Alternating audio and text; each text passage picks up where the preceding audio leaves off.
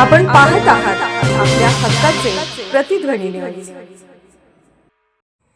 विनीत बापणाचा परवाना रद्द करून फौजदारी गुन्हा दाखल करा अमोल काळे। वेदना उधळण्याचा प्रकार संतापजनक, कारवाई न झाल्यास तीव्र आंदोलनाचा इशारा।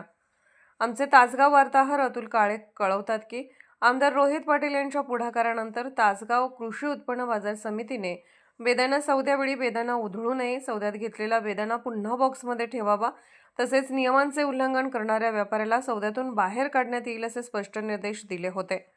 मात्र सोमवार दिनांक 24 ऑगस्ट रोजी झालेल्या बेदाणा सौद्यात व्यापारी विनीत बापणा यांनी बेदाणा उधळल्याचा संतापजनक प्रकार केला असल्याचा आरोप करत मनसे जिल्हा संघटक अमोल काळे यांनी बाजार समिती प्रशासनाकडे धडक देत परवाना रद्द करण्याची मागणी केली आहे। बेदाणा उधळणीच्या प्रश्नावरून बेदाणा उधळणी बंद करण्याच्या मागणीसाठी अमोल काळे यांनी आमरण उपोषण केले होते।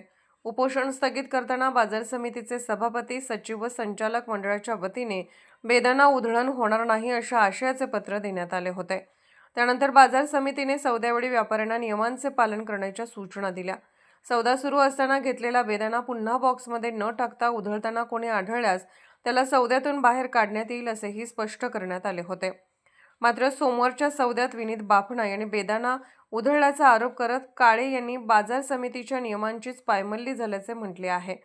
बाजार समितीने घेतलेला निर्णय आणि आमदार रोहित पाटील यांनी केलेल्या प्रयत्नानंतरही नियमांचे उल्लंघन होत असेल तर संबंधितावर कठोर कारवाई झाली पाहिजे। शेतकऱ्यांच्या मालाची उधळण करून त्याचे आर्थिक नुकसान करणाऱ्या व्यापाऱ्याला पाठीशी घालू नये अशी मागणी काळे यांनी केली। बापणाचा परवाना रद्द करा। विनीत बापणा यांचा बाजार समितीचा परवाना तातडीने रद्द करावा आणि त्यांच्यावर फौजदारी गुन्हा दाखल करावा अशी मागणी अमोल काळे यांनी निवेदनाद्वारे केली आहे। पुढील 4 ते 5 दिवसात ठोस कारवाई न झाल्यास तीव्र आंदोलन छेडण्याचा इशाराही काळे यांनी दिला आहे। आपण पाहत आहात प्रतिध्वनी चॅनल। अशाच बातम्या पाहण्यासाठी आमच्या चॅनलला सबस्क्राइब करा आणि बेल आयकॉनवर क्लिक करा।